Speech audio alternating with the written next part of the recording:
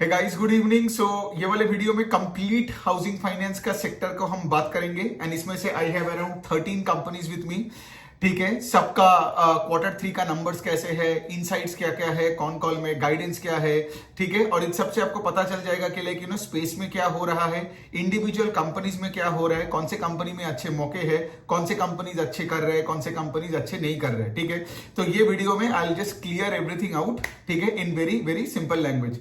तो सबसे पहले देखिए, सबसे पहले हमें बिग पिक्चर लेवल पे समझना पड़ेगा कि पूरा हाउसिंग सेक्टर में क्या हो रहा है, और फिर will talk about 3 different categories जहां पे मैं कंपनीज को उस बकेट्स में डाला कि like okay, if you are the very best I will tell you the names और वो क्यों है ऐसा। Then I will tell you कि लाइक सेकंड बकेट जो कि मतलब से द सेकंड बेस्ट है उसमें कितने कंपनीज है और वो क्यों ऐसा है। And then of course I will ended with the worst category companies also, जिसमें लेट्स से ग्रोथ नहीं है या फिर से फॉर एग्जांपल और कोई प्रॉब्लम हो रहा है, तो वो भी हम डिस्कस करेंगे। ठीक है, तो इस तरीके से पूरा आपको इस एक वीडियो में पूरा फ्लेवर मिल जाएगा इन दी हाउसिंग फाइनेंस स्पेस।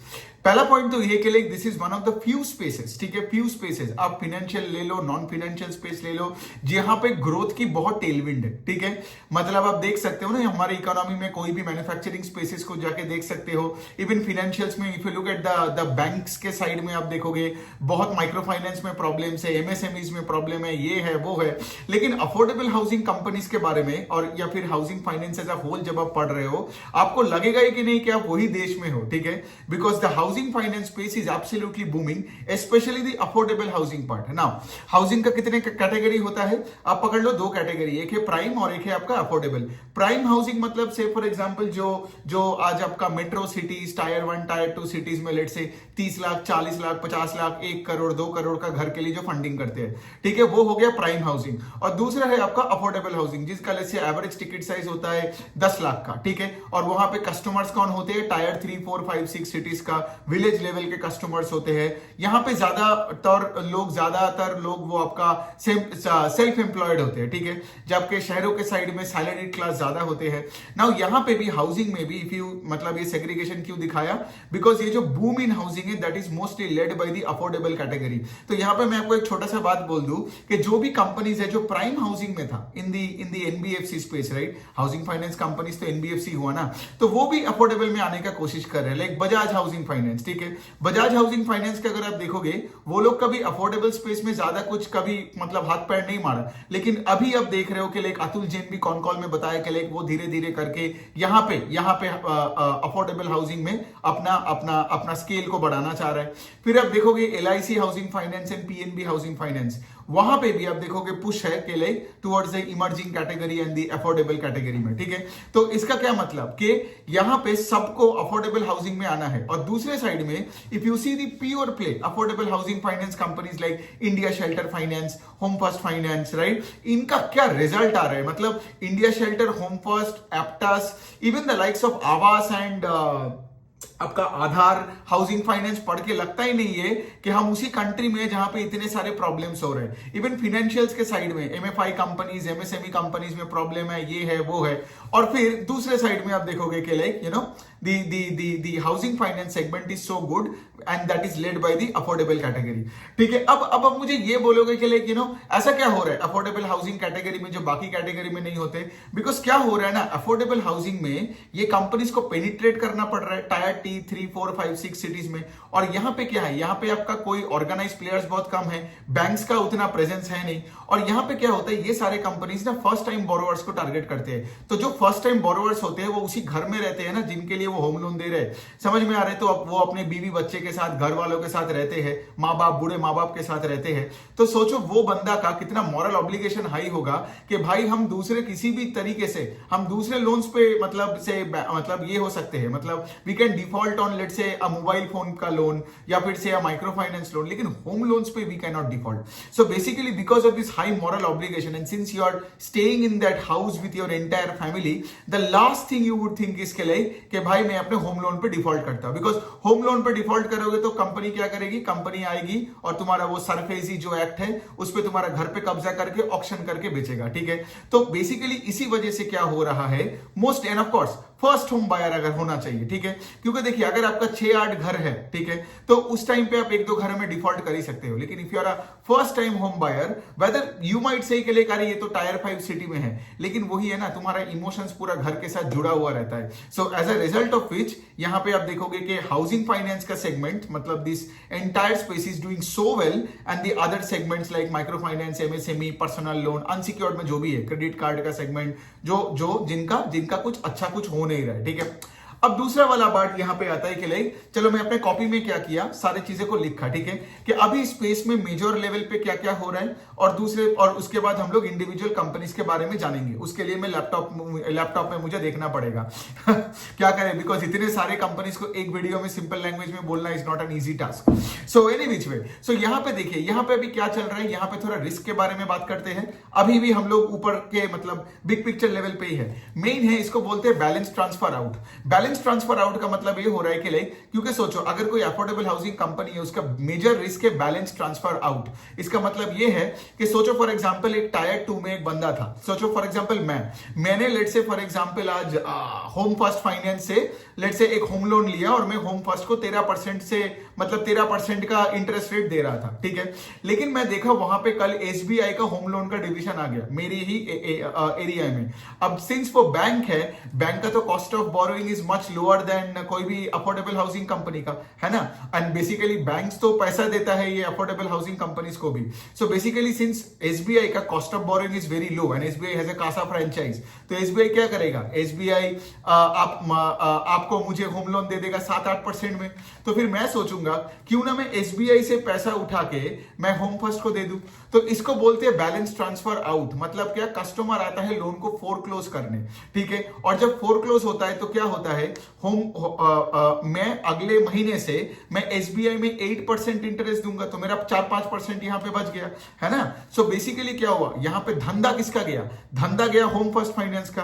तो इसको बोलते हैं बीटी आउट, ठीक है, balance transfer out. So basically BT out का रिस्क क्या है, रिस्क यही है ना कि जितने आप मेट्रो सिटीज या टायर 1 टायर 2 में जाओगे, उतने अपना बैंकों के साथ आपको लड़ाई करना पड़ेगा, और कभी आप जीत नहीं पाओगे, बिकॉज ये housing finance companies raise capital at a higher cost. They cannot compete with the rates at which let's say for example a Kotak Bank और an SBI can give। समझ में आ रहा है। और अगर तुम्हारा let's say balance transfer out इतने जल्दी, मतलब तुम्हारे अगर ज्यादा से ज्यादा कस्टमर अगर फोरक्लोज कर रहे हैं लोन और किसी और के पास जा रहे हैं, मतलब क्या, तुम्हारा लोन बुक उसी रेट से ग्रो नहीं करेगा। तो ये बनता है सबसे बड़ा इनहेरेंट रिस्क। तो इसीलिए आप देखोगे अफोर्डेबल हाउसिंग फाइनेंस कंपनीज वो हमेशा टायर 3, 4, 5, 6 सिटीज जितना अंदर पेनिट्रेट करना है होता है तो वो वही करता है, ठीक है। दूसरे साइड में अभी क्या हो रहा है, सो देयर इज दिस ई खाता करके एक नया चालू हुआ है इन स्टेट्स लाइक कर्नाटका और उसके बाद एमपी में। ई खाता का मतलब है कि लाइक बिकॉज स्टेट गवर्नमेंट ने क्या रूल बनाया कि if you are a property owner, तुम्हारे प्रॉपर्टी के डॉक्यूमेंट्स डिजिटाइज्ड फॉर्मेट में होना चाहिए, तुम्हारे स्टॉक्स के तरह, ठीक है। जैसे पहले पेपर स्टॉक्स हुआ करता था, तब उसमें फ्रॉड होता था, खो जाता था, है ना। तो अभी सारे तुम्हारा जो प्रॉपर्टी का डॉक्यूमेंट्स होगा वो डिजिटाइज्ड फॉर्मेट में होना चाहिए, और इसका नाम दिया है ई खाता। ई ऑफ कोर्स राइट, ई मतलब ही तो है डिजिटल। सो बेसिकली क्या हुआ है, जितने भी हाउसिंग फाइनेंस कंपनीज, ठीक है, जो लेट से कर्नाटका में मतलब डिसबर्स कर रहा था, डिमांड घटा नहीं, लेकिन क्या हुआ, सिंस ये नया रूल पास किया कर्नाटका के स्टेट गवर्नमेंट ने, तो basically you can not disburse as a housing finance company, I can not disburse the loan unless and until जिस प्रॉपर्टी के पीछे मैं लोन दे रहा हूं उसका ई खाता खुला है कि नहीं। अब इसमें टाइम लगता है ना, because Karnataka is not a small city ना, it's not a small state, sorry, इतना बड़ा डिस्ट्रिक्ट से इतने बड़े जगह है, तो टाइम लगता है। तो basically if you look at the results of I think LIC housing finance, फिर आप देखोगे if you look at the results of Repco का, इन सब का सिंगल डिजिट में लोन बुक का ग्रोथ आया। इवन कैनफिन होम्स का भी रिजल्ट खराब आया, सिंगल डिजिट में लोन बुक का ग्रोथ आया, बिकॉज ऐसे कंपनीज का कर्नाटका में आपका फोकस ज्यादा है, राइट। मतलब इनका कर्नाटका में इनका अच्छा खासा मार्केट है, और वही मार्केट में क्या है, सिंस अभी सबको लेट से डिजिटल अपना प्रॉपर्टी डॉक्यूमेंट्स बनाना पड़ेगा, तो इसमें टाइम लगता है। तो सिंस नहीं बना पाया तो ये लोग बेचारे डिसबर्स भी नहीं कर पाया। सो बेसिकली यही चीज ने बहुत सारे कंपनीज ने बताया, और मैंने आपको ये जो 3 नाम बोला, जैसे कैनफिन होम्स और रेपको एंड एवरीथिंग, मतलब इनका तो सिंगल डिजिट में ग्रोथ आया, ठीक है। सो मैं आपको नंबर भी बता सकता हूं यहां पे। कैनफिन होम्स का loan book only grew by 9%, ठीक है। फिर उसके बाद अगर मैं रेपको का बताऊं, उसका loan book grew I think 7-8% के आसपास। एंड द लास्ट कंपनी जो मैं बोला LIC हाउसिंग फाइनेंस, वो तो 6% का। और इनके कॉन कॉल्स में ऐसा नहीं कि इनके एसेट क्वालिटी खराब हो रहा है, इनका है कि लाइक अगर हम मतलब देखो ये जो 3 कंपनी है ये कभी तुमको 15-16% के ऊपर ग्रोथ नहीं कर सकता है। मतलब I give a simple example of LIC housing finance. LIC housing finance का गाइडेंस ही था 10%, लेकिन अभी उससे भी कम क्यों कर रहा है? Because of the Karnataka issue. समझ में आ रहा है? ई खाता। अच्छा, फिर उसके बाद क्या है, there is this concept called HYDRA. ठीक है, हाइड्रा मतलब ये आप एवेंजर्स वाला जो सपोर्टर्स या फैंस है उसको ये मत समझो कि वो हाइड्रा है। ये बेसिकली क्या है कि कर्नाटका सॉरी हैदराबाद में जो नया जो कांग्रेस गवर्नमेंट आया है, ठीक है, फिर उन्होंने कोई हाइड्रा का कोई एक डिवीजन है जिसके वजह से उन्होंने कोई प्रॉपर्टी डेमोलिशन कर दिया, ये किया वो किया। तो उससे क्या हुआ, तो हाउसिंग मार्केट का सेंटीमेंट थोड़ा बहुत यहाँ पे ठप हो गया, ठीक है, थोड़ा सा खराब हो गया। तो अगेन ये हाइड्रा के चक्कर में आज जो हैदराबाद में जो डिसबर्स कर रहा था जिस पेस से, उस पेस से डिसबर्स नहीं कर पाया, है ना। तो ये भी बहुत सारे कंपनीज ने हाइड्रा के बारे में कंप्लेन किया। मतलब क्या है, अगर I don't know which company was that, Canfin हो सकता है।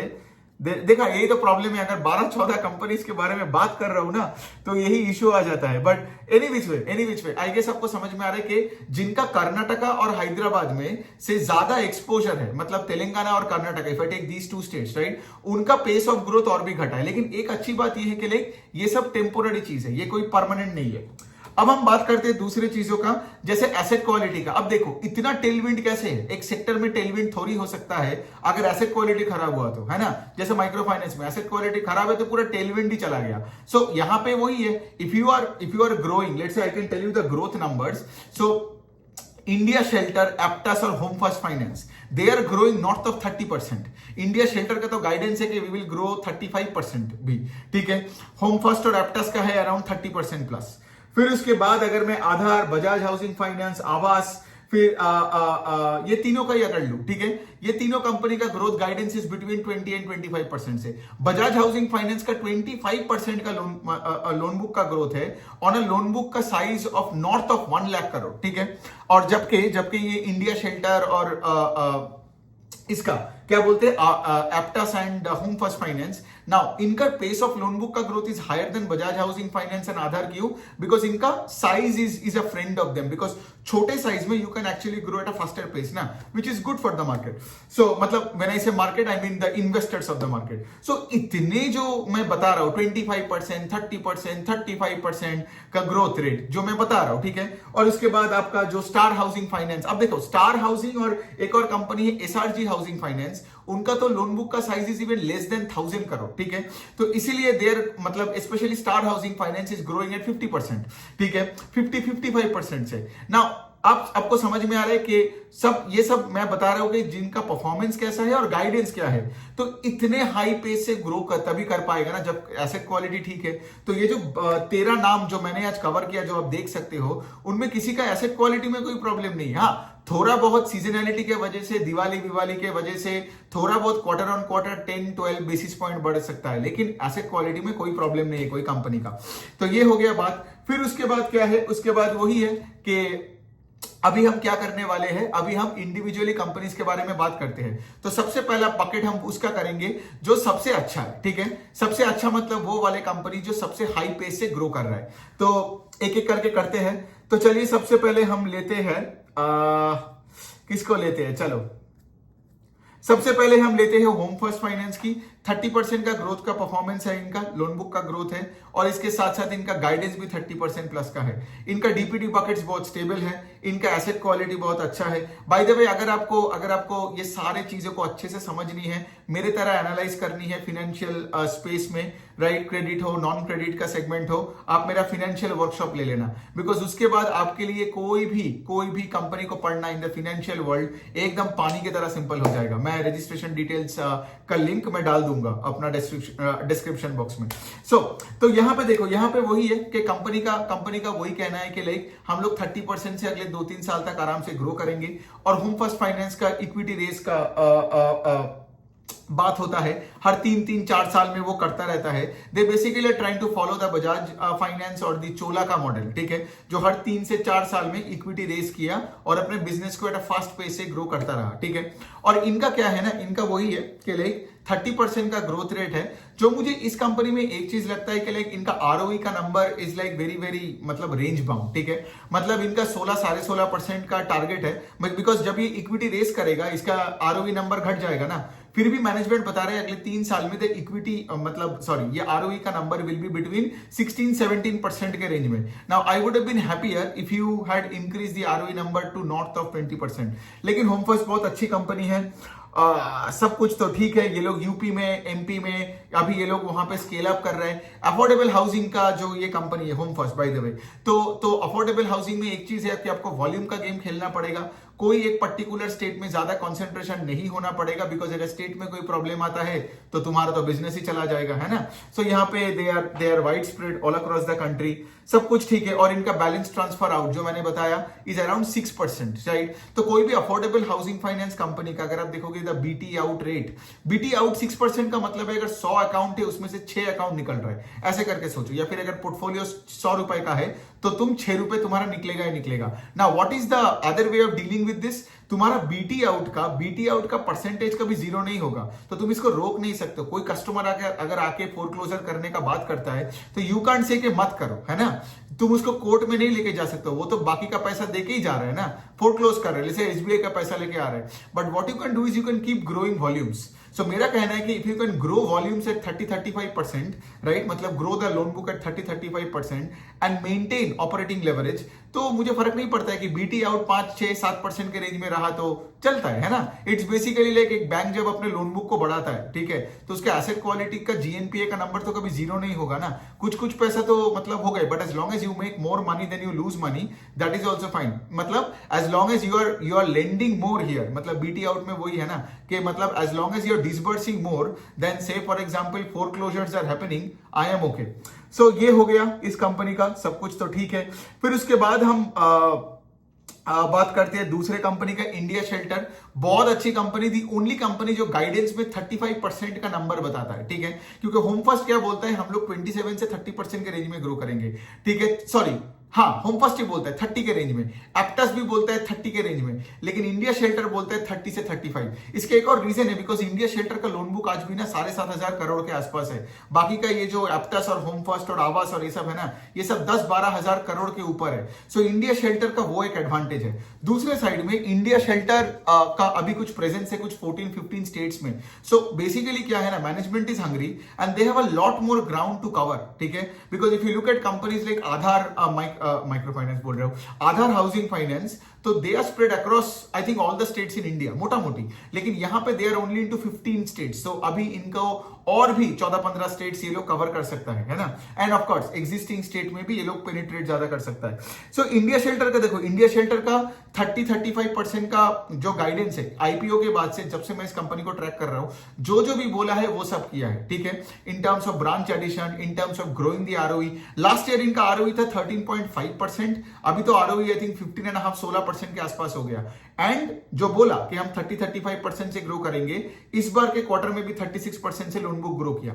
The other good part about this business is कि इनका कॉस्ट कंट्रोल भी अच्छा होता है। सो इंडिया शेल्टर को हमेशा ऑपरेटिंग लेवरेज भी मिलता है, जो हमें होम फर्स्ट में नहीं दिखता है। होम फर्स्ट और एप्टस में क्या होता है, उनका लोन बुक का ग्रोथ पैड ग्रोथ से ज्यादा नहीं, मतलब ज्यादा होता है। लेकिन इंडिया शेल्टर का हमेशा मैं देखा हूं, लोन बुक अगर 36, जैसे मैं Q3 का नंबर बताऊं, लोन बुक ग्रू 36%, लेकिन the pad grew 55%।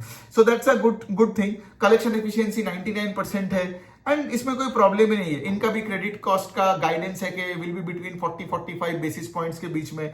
So there is absolutely no problem. B T out है इनका इंडिया शेल्टर का 5.5% है।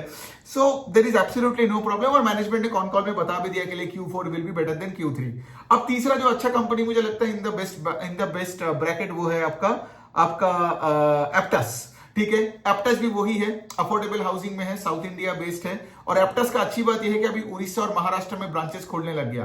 तो महाराष्ट्र मतलब वेस्ट इंडिया को टारगेट कर रहा है और Orissa is the east India का काउंटर पार्ट। और उनका ये दोनों जगह में जो भी ब्रांचेस खोला है वो ब्रांचेस अच्छे से ही काम कर रहे हैं, कोई प्रॉब्लम दिख नहीं रहा है।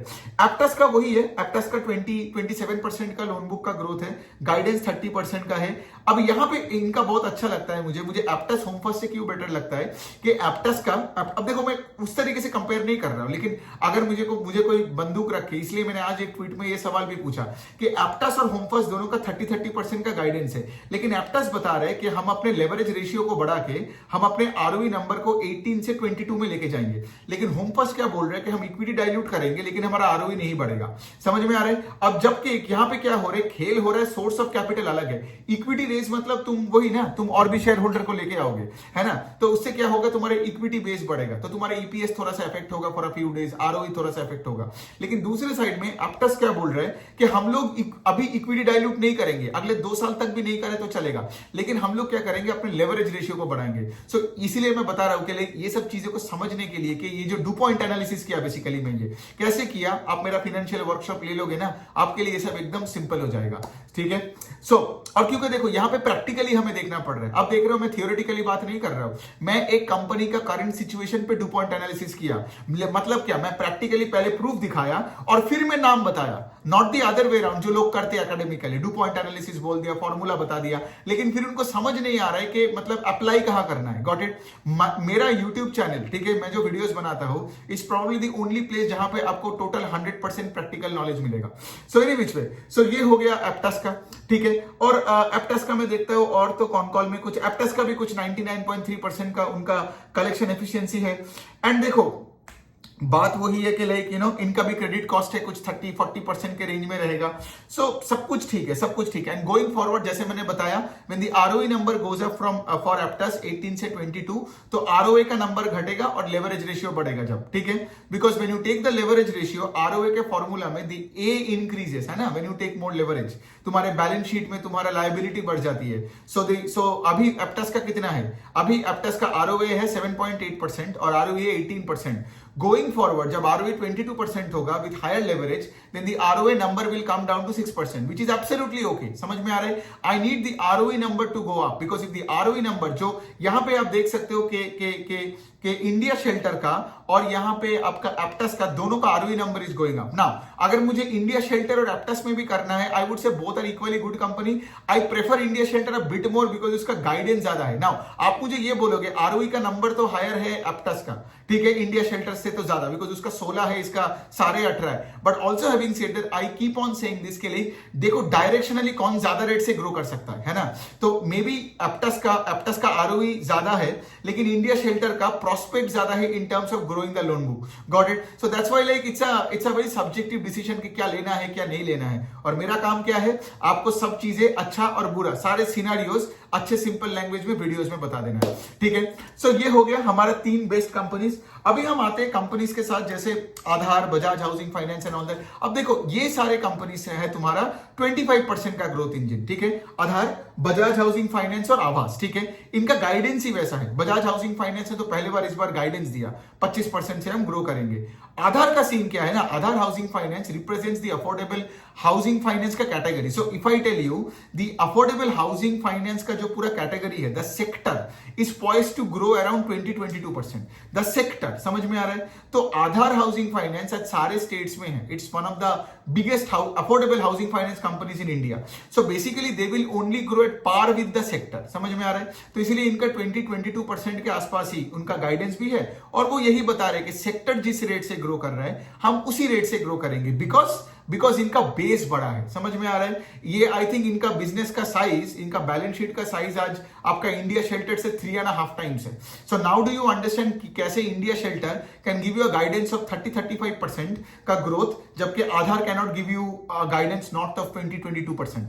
समझ में आ रहा है? अब तो ऑफकोर्स आगे एग्जीक्यूशन पे हमें देखना पड़ेगा, but I wouldn't want to be with a company जो let's say for example average sector के रेंज में बढ़ रहा है। Got it? I would want because वो जो रेस का बात कर रहे हो, ठीक है, यहां पे भी आप देख रहे हो रेस का जो टॉप 3 गाड़ी है, इनको मैंने पहले कवर किया इन द बेस्ट बोल के। ठीक है, दूसरे साइड में अभी हम क्या करेंगे, द 4th to 7th गाड़ियों को मैं कवर कर रहा हूं जो कि सेक्टर के अनुसार ग्रो कर रहे हैं। जैसे बजाज हाउसिंग फाइनेंस 1 लाख करोड़ का लोन बुक है, ठीक है, लेकिन 1 लाख करोड़ मतलब क्या, आज वही अगर मैं कंपेयर करूं होम फर्स्ट के साथ, बजाज हाउसिंग फाइनेंस का book is 10 times the book of home first finance. तो of course Bajaj housing finance can not grow at the rate home first finance can grow, but of course आगे जाके कुछ भी हो सकता है, लेकिन the point is the probability that Bajaj housing finance will give you sector leading growth is very very low, ठीक है।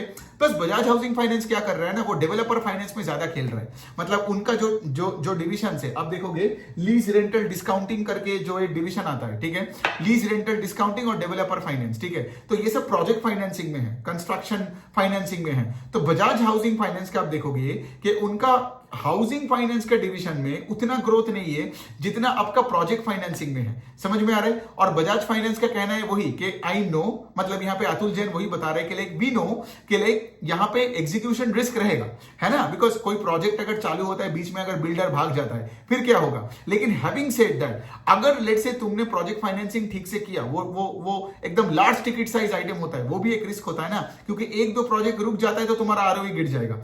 द पॉइंट इज, लेकिन मतलब क्या है, कंपनी को अच्छे से मॉनिटर करना पड़ेगा, मैनेज करना पड़ेगा, देखना पड़ेगा उस बिल्डर का कैश फ्लोस क्या हो रहा है, अगर वो घर बना रहा है तो उस घर में लोग घर खरीद रहे हैं कि नहीं। सो बेसिकली अगर ठीक से किया तो इसका जो यील्ड है वो बजाज फाइनेंस का हाउसिंग फाइनेंस से भी ज्यादा यील्ड होगा। Now Bajaj housing finance is not an affordable housing finance company, they want to get into affordable housing finance, right. समझ में आ रहा है गेम क्या है, जो मैंने वीडियो के पहले बोला, उनको समझ में आ रहा है कि अगर हमारा यील्ड नहीं बढ़ता है, ठीक है, और ग्रोथ भी कहां से आएगा, ग्रोथ आएगा तो दोनों जगह से आ सकता है, डेवलपर फाइनेंस और अफोर्डेबल हाउसिंग, और दोनों जगह में the yields are higher than prime housing, क्योंकि बजाज हाउसिंग फाइनेंस का अगर आप देखोगे वो 30, 40, 50 लाख के एवरेज टिकट साइज में लोन्स देते हैं, समझ में आ रहा है। तो ये हो गया कंपनी की बात। अब मैं देखता हूं कि बजाज हाउसिंग में और कुछ मैनेजमेंट ने कुछ बोला है कि नहीं। ऐसा कुछ नहीं है, वही है उनका, और उनका क्रेडिट कॉस्ट का भी गाइडेंस एकदम नॉर्मल है कि हम 20-25 बेसिस पॉइंट्स के आसपास रहेंगे। हमेशा कंपनीज का क्रेडिट कॉस्ट के गाइडेंस पे फोकस करना। अगर किसी ने कॉन कॉल में बताया हमारे आगे का क्रेडिट कॉस्ट बढ़ेगा, मतलब आगे जाके they will have more provisions, मतलब उनको दिख रहा है कि प्रॉब्लम खराब हो रहा है, तो ऐसे कंपनी से दूर रहने का, या फिर अगर है तो फिर काटने का अपना एलोकेशन। सो यही सब चीज है। और ऑफ कोर्स मैनेजमेंट ये बता रहा है कि they are trying to learn more into the affordable category, because affordable housing में क्या है ना, यील्ड ज्यादा है लेकिन the cost of acquiring customer भी ज्यादा है। क्यों? बिकॉज आपको टायर 4, 5, 6 सिटीज में जाना है, उनका रिस्क मैनेजमेंट ही अलग है ना affordable housing versus prime housing में, बिकॉज वहां पे कस्टमर सेल्फ एम्प्लॉयड होगा ज्यादा, कस्टमर का उतना कोई डॉक्यूमेंटेशन नहीं होगा, तो इस तरीके का है, ठीक है। सो अभी हम बात करते हैं आवास का। तो आवास का क्या हुआ, आवास का 1-1.5 साल पहले ना उन्होंने पूरा टेक्नोलॉजी ट्रांसफॉर्मेशन किया, ठीक है। इसके वजह से उनका pace of sales growth, pace of loan book का ग्रोथ थोड़ा घटा। इस बार भी आवास का 20% से लोन बुक का ग्रोथ हुआ, और मैनेजमेंट का कहना है कि अभी जब भी टेक्नोलॉजी ट्रांसफॉर्मेशन हो गया, सो आगे जाके दे विल ग्रो 20 to 25% से। मतलब अगेन आई वांट आवास टू ग्रो एट 30%, बिकॉज तुम्हारा जो कॉम्पिटिटर्स है तुम्हारे सिमिलर बुक के साइज में, मतलब अगर होम फर्स्ट है, एप्टस है, and they can grow at a faster pace and guide for a faster pace, then I don't want you. समझ में आ रहा है? तो मैं उस तरीके से देख रहा हूं, लेकिन नॉट अ बैड कंपनी। आवास अच्छी कंपनी है, राजस्थान बेस्ड जो कंपनी है, they are also scaling up. और देखता हूं और क्या है इस कंपनी में जिसका कॉन कॉल में, हाँ वही है। और इनका भी बीटी आउट, मतलब बैलेंस ट्रांसफर आउट इज 5.5%, क्योंकि यही है 5-6% के रेंज में अगर बीटी आउट है तो बहुत अच्छा है। तुम्हारा बीटी आउट अगर 10, 12, 13% हो गया ना, मतलब क्या है, मतलब देन सही में तुम्हारा बिजनेस खा रहा है बैंक्स आके। समझ में आ रहा है? तो if the BT out is a lower percentage to your total AUM, ठीक है, और तुम्हारा AUM is growing at a faster pace, that means nobody is coming and capturing market share from you, ठीक है। लेकिन BT out as a percentage of your total book, if the number keeps going up and you know the growth in loan book का pace comes down, that clearly indicates that you are losing market share. तो वैसे company से दूर रहना।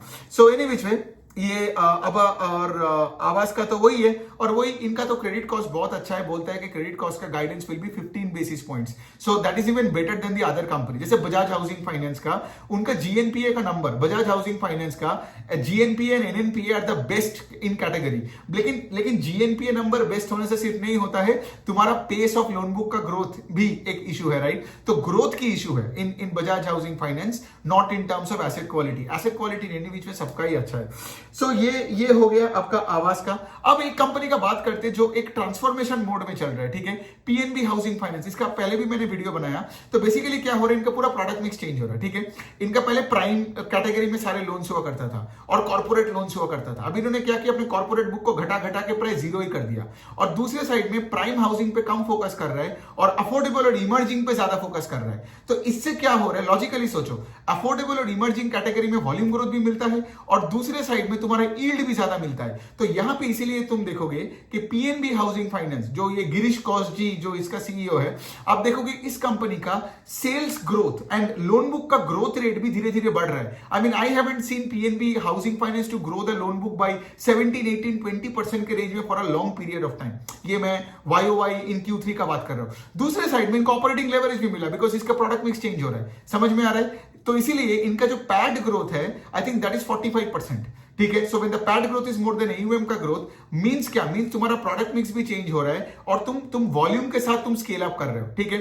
तो ये company को अच्छे से देखो और मैं बताता हूं इसके साथ साथ, हाँ, इसके साथ साथ एक और पॉइंट क्या है, इनका एसेट क्वालिटी भी इंप्रूव हो रहा है, ठीक है। और गोइंग फॉरवर्ड मैनेजमेंट क्या बोल रहा है कि क्योंकि इस कंपनी ने पहले कॉर्पोरेट लोन्स में बहुत सारे मिस्टेक्स किया था, अभी इसको 1% ऑफ द बुक में आ गया। So they want to restart that part of the book as well. So once they restart that part of the book, तो वो वाले बुक में भी यील्ड तुमको ज्यादा मिलेगा than the prime home loans, prime retail home loans. समझ में आ रहा है? सो बेसिकली कंपनी का मैनेजमेंट यही बता रहा है। सो अभी उनका जो ROE है, ठीक है, वो उनको बढ़ा के 17-18% का ROE का टारगेट देना चाहता है, ठीक है। सो इसका क्या मतलब, जो भी कॉन कॉल में ना जो ROE बढ़ाने के बाद बोलता है, लेवरेज को राइज करने का बाद बोलता है, मुझे वो कंपनी अच्छा लगता है। मतलब मैनेजमेंट बहुत बुलिश है एंड कॉन्फिडेंट है।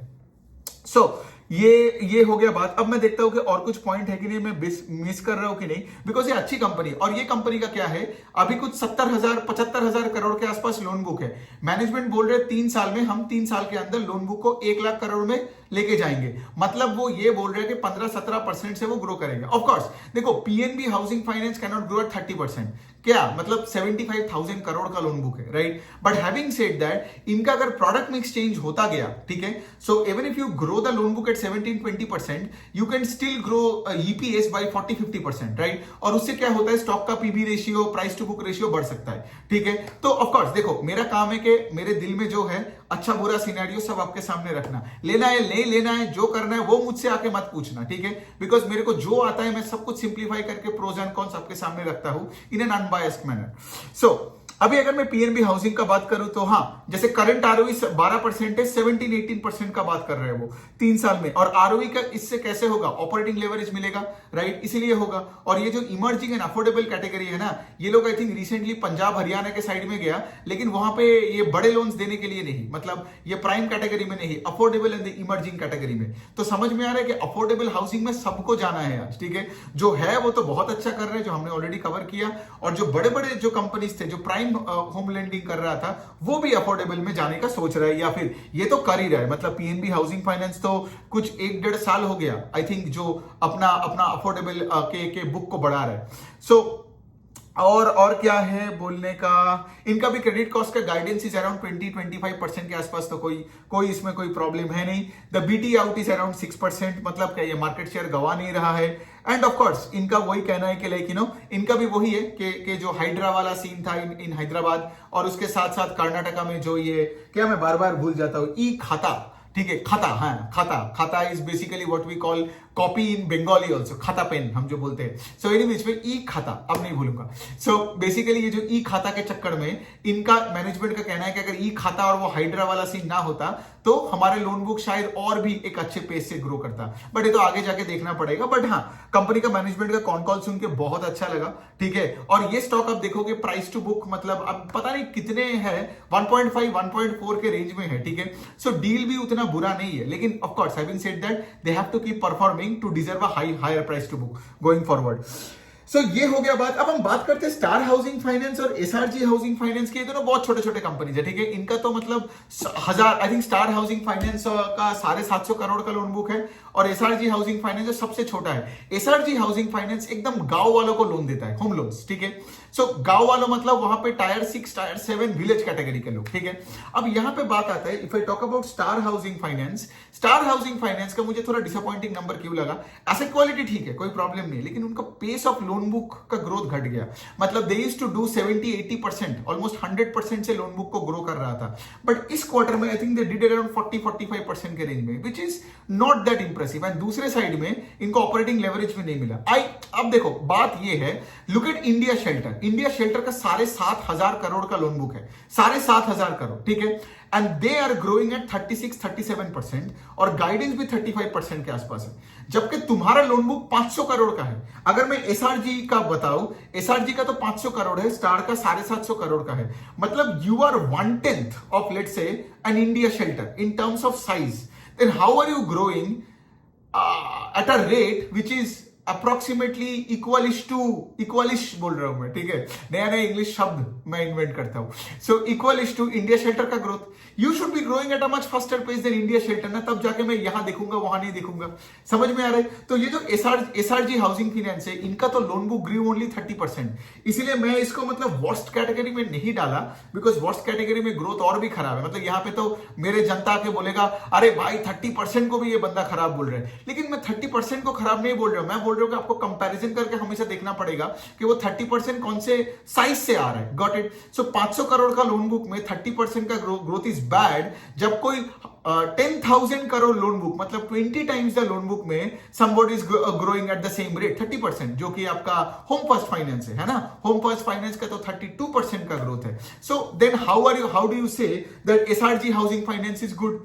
समझ में आ रहा है? तो इसीलिए मैं हमेशा बताता हूं ना, पीयर टू पीयर एनालिसिस करना पड़ेगा और तुमको change in pace of growth को देखना पड़ेगा। तो ये काम कभी एकदम एक्सेल शीट में डाल के इसीलिए नहीं होता, आपको सब पढ़ना पड़ेगा और पूरे हर क्वार्टर के बाद हर क्वार्टर आपको यही काम करके इकट्ठा सोचना पड़ेगा, राइट? इसलिए तो मैं वीडियोस बनाता हूं ताकि आपको ये हेल्प हो जाए across many sectors. So any which way, so basically इसीलिए मुझे स्टार अच्छा नहीं लगा, बिकॉज स्टार का पेस ऑफ लोन बुक का ग्रोथ घट गया और मुझे एसआरजी का भी वही 30% का ग्रोथ है। तो अब क्या ही बोले, लेकिन इन दोनों का एसेट क्वालिटी खराब नहीं है। But also having said that मतलब तुम अगर 1000 करोड़ के नीचे है, मैं तो चाहूंगा कि तुम अपने लोन बुक को मतलब 80-90-100% से ग्रो करोगे, है ना। एटलीस्ट 50% के तो ऊपर, 70% के ऊपर तो करो, राइट? सो मतलब not that great when bigger players of much bigger size are actually growing at a faster pace और मतलब तुम्हारे लेवल से ग्रो कर रहा है। तो ये हो गया बात। अभी हम लास्ट कैटेगरी का बात करते हैं, वर्स्ट कैटेगरी। वर्स्ट, अब देखो एलआईसी हाउसिंग फाइनेंस मुझे लगता है the worst housing finance company है, ठीक है। हम एक बात करेंगे सम्मान कैपिटल का भी, ठीक है, लेकिन वो बाद में करेंगे, ठीक है। अभी एलआईसी हाउसिंग फाइनेंस के करते हैं। ये कंपनी मतलब पूरा फंस चुका है, ठीक है। ये ना आगे बढ़ पाता है ना कुछ कर पाता है। मुझे लगता है पीएनबी हाउसिंग फाइनेंस ना वापसी कर चुका है। एलआईसी हाउसिंग फाइनेंस वही कीचड़ पट्टी के नीचे ही पड़ा है। तो एलआईसी हाउसिंग फाइनेंस का गाइडेंस था 10%, लेकिन किया 6% बिकॉज ऑफ द ई खाता इशू इन कर्नाटका। मतलब बुरा भी लगता है उनके मैनेजमेंट का सुन के, मतलब ऐसा लगता है कि बंदा रो रहा है, ठीक है। बट क्या ही कर सकते हैं, that's how the world works here. कोई तुम पे पैसा नहीं लगाएगा, your stock will be below book value, ठीक है, as long as you can not grow, because market is a rational beast, ठीक है। इमोशन पे मार्केट चलता है नहीं। तो इसलिए मैं आपको वही बताता हूं कि आपको मतलब मोस्ट एफिशिएंट प्लेयर के साथ रहना है, वरना आप वही मतलब सेक्टर में, मतलब क्या बोला मैंने कि the entire housing finance space in India is growing eight 16%, उसमें से affordable housing is growing eight 22-23%, और यहाँ पे LIC housing finance is growing eight 6%। LIC housing finance is growing eight 6%, Repco का भी 7-8% के आसपास का ग्रोथ है। अब ऑफ कोर्स इनका रीजन वही है, ई खाता and all that, but then again I mean देखो ये सब ई खाता जी खाता, ये खाते का एग्जांपल तो एप्टस ने, होम फर्स्ट ने और इंडिया शेल्टर ने तो नहीं दिया, है ना। नाउ यू माइट से कि लाइक ओके कर्नाटका में तो उनका उतना बेस नहीं है, विच इज ट्रू, ठीक है। कर्नाटका में जिनका बेस था वो थोड़ा ज्यादा स्ट्रगल किया, but having said that market एक लॉजिकल बीस्ट है, ठीक है। मार्केट ये नहीं देखेगा कि तुम्हारे ग्रोथ रेट घटा तो किस रीजन की वजह से घटा। इट्स लाइक सेइंग के लाइक ओहो बेचारा आज डिमांड सिनेरियो खराब है तो एशियन पेंट्स में ग्रोथ नहीं है, एशियन पेंट्स का सेल्स का डिग्रोथ होते जा रहा है और देखो स्टॉक कहां से कहां पड़ गया। किसी को फर्क नहीं पड़ता कि एशियन पेंट्स कब का कौन सा सुपर कंप्यूटर खरीदा था या 40 साल पहले कौन सा क्या कंपनी के मैनेजमेंट ने कैसे चालू किया था। नोबडी गिव्स अ शिट, ठीक है। वो सब आपको फंड मैनेजर उल्लू बनाने के लिए वो सब पुराने चीजों पे किताबें लिखता है। सो एनी विच वे, सो ये हो गया आपका एलआईसी हाउसिंग फाइनेंस। रेपको का देखो, रेपको का थोड़ा बहुत चेंजेस तो अच्छा हो ही रहा था, लेकिन वही है अभी उनका सीईओ भी जा रहा है, नया सीईओ आ रहा है, पता नहीं वो बंदा कैसे है। एंड दूसरे साइड में उनका तो AUM सिर्फ 7% से ग्रो किया। और मैनेजमेंट का क्या है, मैनेजमेंट अभी ये भी बोल रहे हैं कि like they want to focus more on home loans than the MSME loans. अब देखना पड़ेगा क्या है। वो हो गया बात इनका। अब वो भी है, एक और पॉइंट है कि यहाँ पे एक पॉइंट जो रेपको का कॉन कॉल में क्रिटिकल है, बिकॉज रेपको का अगर आप देखोगे पिछले 1-1.5 साल में बहुत सारे ब्रांचेस और आई थिंक उनका हेड काउंट एम्प्लॉइज को जो बढ़ाया, right, number of employees went up by 50%, लेकिन इनका लोन बुक का पेस ऑफ ग्रोथ कभी उस रेट से हुआ ही नहीं है, मतलब आसपास भी नहीं है। तो इनका वही कहना है कि BT out is the answer, ठीक है। मतलब रेपको से तुम सोचो, तुमने बहुत सारे एम्प्लॉइज तो लेके आया स्कोप की वजह से, लेकिन तुम्हारे आसपास आके सारे कस्टमर जो तुम्हारे कस्टमर थे वो SBI से पैसा लेके फोरक्लोज करके जा रहे हैं। तो बेसिकली क्या, इसीलिए तो रेपको का एक और रीजन है जो AUM का ग्रोथ उस लेवल से नहीं हो रहा है। बोलो ये समझे कि नहीं, एज इफ के लाइक आप सुन रहे हो मेरे को, लाइक ऐसे बोलता था कि बोलो समझे कि नहीं। But having said that I hope you get the point here, क्योंकि अगर आपका बैलेंस ट्रांसफर का आउट का rate is very high, your loan book can not grow at the pace at which you are growing your infrastructure, whether it's manpower और branches और anything. तो रेपको का भी ये सीन है। और मुझे लगता है कि BT आउट का ना सबसे बड़ा, और मैंने क्या बोला इस वीडियो में, BT out is the biggest risk now in housing finance, because जितना वो शहरों की तरफ जाएगा, टायर 1 टायर 2 या मेट्रोज में जाएगा ना, बैंक सारे आके खा लेगा। It's only when you go deeper and deeper. इसलिए तो मुझे बुरा लगा ये SRG और स्टार हाउसिंग फाइनेंस का नंबर लेके, बिकॉज ये साला SRG है ही गांव में, वहां पे हार्डली कोई बैंक्स वगैरह है, फिर भी तुम 30% से ग्रो कर रहे हो। मतलब इनएफिशिएंट मैनेजमेंट है, और कुछ नहीं मैं बोल सकता हूं। बट एनी विच वे, तो ये हो गया रेपको का। अब हम थोड़ा बात करते हैं कैनफिन होम्स का। कैनफिन होम्स का तो कभी 4 ब्रांच में फ्रॉड होता है, उससे निकलता है, तो कहीं और 5 ब्रांच में फ्रॉड निकलता है, ठीक है। कैनफिन होम्स कुछ ऐसा ही कंपनी है, ठीक है। 2-2 दिन में इनका CEO बदल जाता है, लेकिन द पॉइंट इज के देखो, कैनफिन होम एक ऐसे कंपनी है जिससे मतलब ज्यादा उम्मीद मत रखो, ठीक है। I know I am not suppose to say के लिए फ्यूचर में क्या हो सकता है, लेकिन ये कैनफिन होम्स को ट्रैक कर करके मैं थक चुका हूं। मतलब ऐसे लाइक ये कैसी कंपनी है। चलो मैं एक काम करता हूं, कैनफिन होम का निकालता हूं। हाँ, अब देखो कैनफिन होम का वही है कि कैनफिन होम का कहना है कि लाइक हमने वही सिंगल डिजिट से ग्रो किया, 8-9% से ग्रो किया, बिकॉज ऑफ ई खाता कर्नाटका और वही Hyderabad and all those things. अभी इनका नया स्टोरी है कि लाइक, अब देखो अच्छा ही हो सकता है, स्टोरी नहीं है, मतलब बुरा नहीं बोल रहा मैं, ये बोल रहे हो कि भाई कंपनी का तो अभी IT ट्रांसफॉर्मेशन होने वाला है, उन्होंने शायद IBM को हायर किया, तो अगले साल इनका कॉस्ट में और प्रेशर होगा। तो एक तो लोन बुक का ग्रोथ नहीं है, और दूसरे साइड में कॉस्ट प्रेशर होगा, तो ROE में और प्रेशर आएगा। तो ये भी एक सीन होगा प्रॉब्लम कैनफिन में। अब चलिए लास्ट हम कंपनी का बात करते हैं, सम्मान कैपिटल।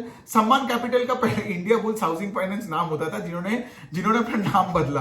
तो पहला चीज तो है कि कोर्ट से अगेंस्ट कोई कंप्लेन किया होगा, इनके अगेंस्ट फाइल किया कि you can not use the word सम्मान, specially after the stock has fallen 90% in the last 7-8 years.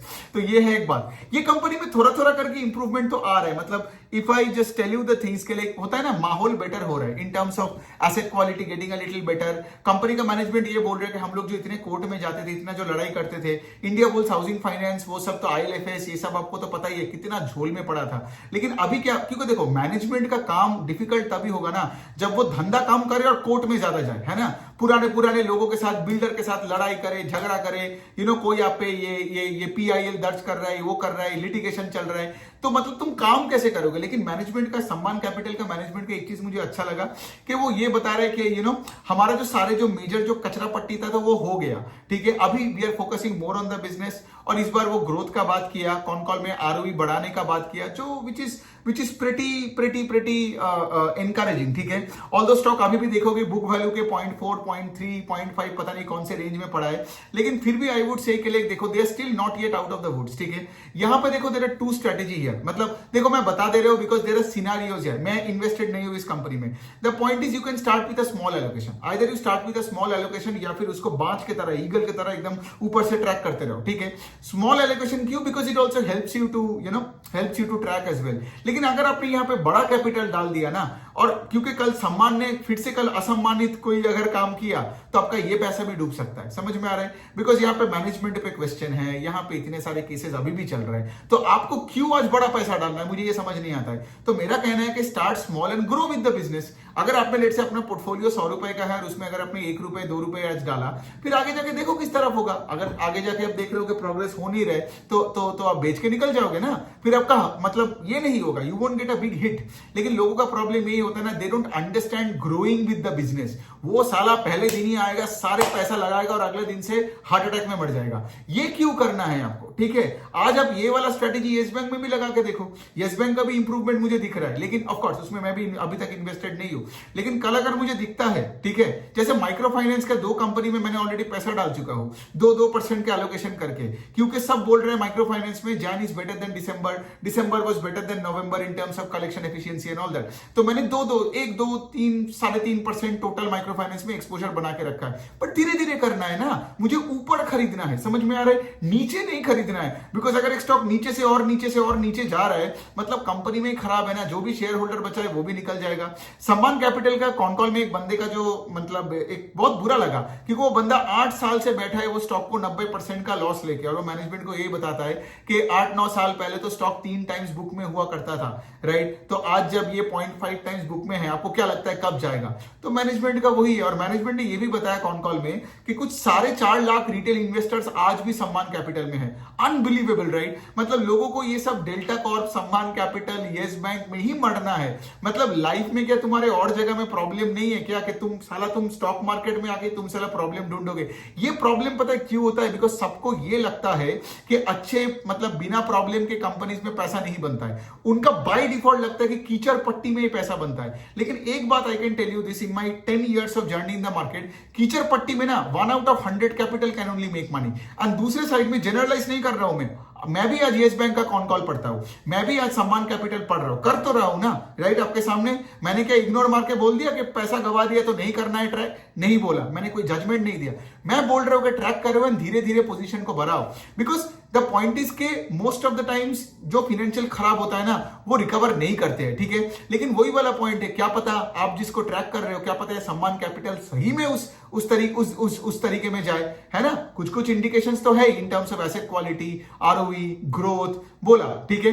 और ये बाय द वे तुम्हारा अफोर्डेबल हाउसिंग फाइनेंस के कैटेगरी में नहीं आता है, ये आता है तुम्हारा प्राइम हाउसिंग फाइनेंस। इनका सम्मान कैपिटल का जो होम लोन है वो 30-50 lakhs के रेंज में देते हैं। सो माय पॉइंट इसके लिए डायरेक्शनली अगर बिजनेस सही होते जा रहे हैं तो धीरे धीरे करके बढ़ाओ। Don't rush into all this kind of things in this kind of companies. तो एनी विच वे बहुत हो गया, 46 मिनट का एक वीडियो, पता नहीं कितना टाइम लगेगा अब इसका अपलोड होने में। तो आई hope you enjoyed this 46 minutes. मुझे बहुत मजा आया, पूरा दिन आज बैठ के 500-600 पेजेस पूरा चाटा पीपीटी कॉन कॉल का, और फिर सब चीजों को समराइज करके आपके सामने रखना इन 50 मिनट्स। लाइक बहुत मजा आता है मुझे काम करने में। आपको फाइनेंशियल सेक्टर का जो वर्कशॉप है वो लेना मत भूलना, बिकॉज उसके बाद आपको ये कंपनीज के एनालिसिस के लिए आपको मेरे ऊपर डिपेंड नहीं करना पड़ेगा, आप खुद ही कर पाओगे। एंड मैं चाहूंगा इस तरीके से आपको ये सम्मान कैपिटल को किस पैरामीटर से आप देखोगे कि आगे किस दिशा में जा रहा है, किस दिशा में आज इंडिया शेल्टर्ड जा रहा है, होम फर्स्ट जा रहा है, तो आपको सब समझ में आ जाएगा। On that note, thank you.